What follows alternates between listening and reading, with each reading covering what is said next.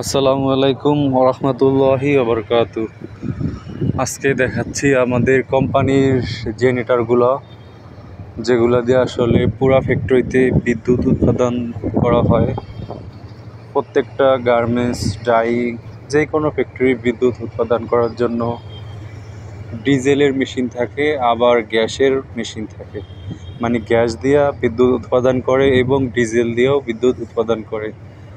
তো এই মেশিনগুলো হয়েছে পাওয়ার সাপ্লাই দেয় আর কি, বিদ্যুৎ বা পাওয়ার যেটাই বলি, সে পাওয়ার সাপ্লাই দেয়। পাওয়ার সাপ্লাইয়ের এই আমাদের দুইটা মেশিন, এই দুইটা দিয়ে পুরো আমাদের 6 তলা গার্মেন্টস এবং ডাইং, নিটিং, প্রিন্টিং, অনেক বড় ফ্যাক্টরি, পুরো ফ্যাক্টরিতে সাপ্লাই দেয় এই দুইটা জেনারেটর বা মেশিন যা বলা হয়। তো এই দুইটা মেশিন চলে আপনাদের গ্যাসে। এই দুইটা মেশিন আসলে গ্যাস দিয়ে চলবে এবং পেট্রোল দিয়েও চালাইতে পারবে ইচ্ছা করলে, মানে ডিজেল দিয়ে। তো ডিজেল দিয়ে চালানো হয় না, যেহেতু গ্যাস আছে সেজন্য আর ডিজেল দিয়ে চালানো হয় না। তো গ্যাসে আর কি খরচ কম হয় ডিজেলের থেকে, অন্তত 10 ভাগের 8 ভাগ খরচ কম হয় গ্যাসে। তাহলে বিষয়টা আপনারা বুঝতে পারতেছেন যে কি পরিমাণ সাশ্রয় হয় এই গ্যাসের মাধ্যমে।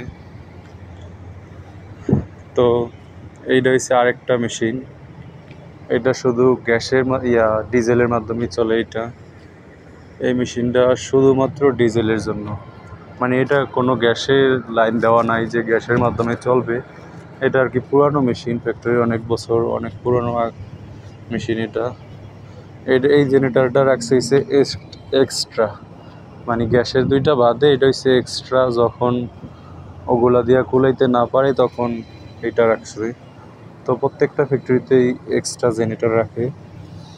কোনো কোম্পানি 2টা আছে, কোনো কোম্পানি 3টাও আছে এক্সট্রা জেনারেটর গ্যাসের জন্য, ডিজেলের জন্য। যখন গ্যাস পুড়ে যায় বা গ্যাসের লাইনে সমস্যা হয় তখন ফ্যাক্টরিগুলোর জন্য এই ডিজেল দিয়া কারেন্ট বিদ্যুৎ সাপ্লাই দেওয়া হয়। তো গ্যাসের জেনারেটর মেশিনটা দেখতেছেন কি বিশাল আকারের মোটর, বিশাল আকারের লাইন।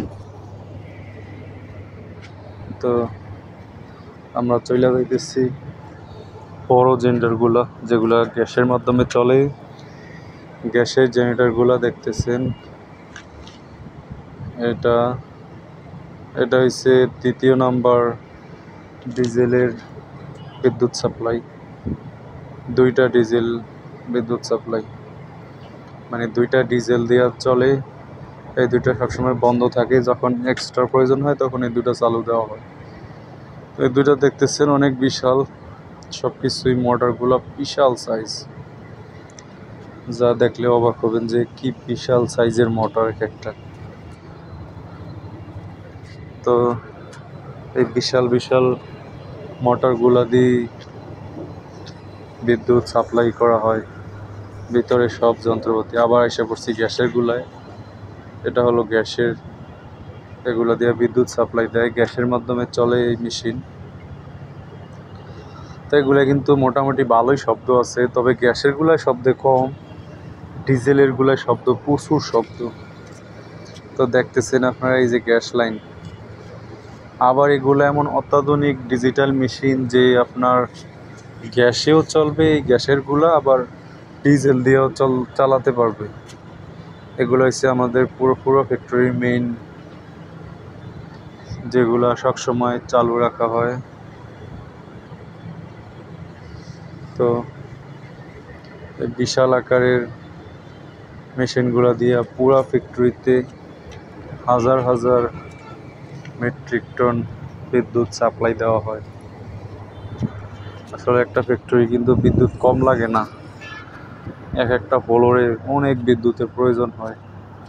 তো আমাদের ফ্যাক্টরি পুরো 6টা ফ্লোর, গার্মেন্টস, কাটিং, নিটিং, আবার অন্য সাইডে আছে ডাইং, ফিনিশিং, এবং আরেক সাইডে আছে প্রিন্টিং, অফিস, গোডাউন। সব মিলে প্রচুর কারেন্টের প্রয়োজন হয়। তো এগুলা দিয়ে পুরো ফ্যাক্টরি বিদ্যুৎ সাপ্লাই দেওয়া হয়। এগুলো সম্পর্কে অনেকের ধারণা নাই, যে চাকরি করেন কিভাবে আপনাদের গার্মেন্টসে বিদ্যুৎ সাপ্লাই দেয় হয়তো দেখেন নাই, কিন্তু দেখেন এই হচ্ছে সেই মেশিন যেগুলো দিয়ে আপনার পুরো ফ্যাক্টরিতে বিদ্যুতের তার সাপ্লাই যায়। বিদ্যুতের তারগুলা দেখেন, এই হলো বিদ্যুতের তার গেছে এই বোর্ড থেকে। মেশিনটা 4 অফিস দিয়ে ঘুরায় ঘুরায় দেখানো হচ্ছে। এই যে 4টা ব্যাটারি, এই ব্যাটারিগুলোর মাধ্যমে অটোমেটিক স্টার্ট দিয়ে দেওয়া হয়, কারণ মেশিন স্টার্ট দেওয়ার জন্য কিন্তু ডিজেলের প্রয়োজন হয়, কিন্তু এটা ডিজেল প্রয়োজন হবে না, যে এটা আইপিএস মানে ব্যাটারি দেওয়া আছে 4টা ব্যাটারি। ব্যাটারির হিটেই অটোমেটিক স্টার্ট দেওয়া হয় এবং এই ব্যাটারিগুলো অটোমেটিক ফুল চার্জ হয়ে থাকে। কখনোই ব্যাটারির চার্জ ফুরায় না। ব্যাটারির মাধ্যমে যখন মেশিনটা স্টার্ট করলো আবার এখানে অটোমেটিক চার্জ হয়ে যায় ব্যাটারিতে। দেখতেছেন লাইন দেওয়া আছে, অটো সিস্টেমের সব লাইন।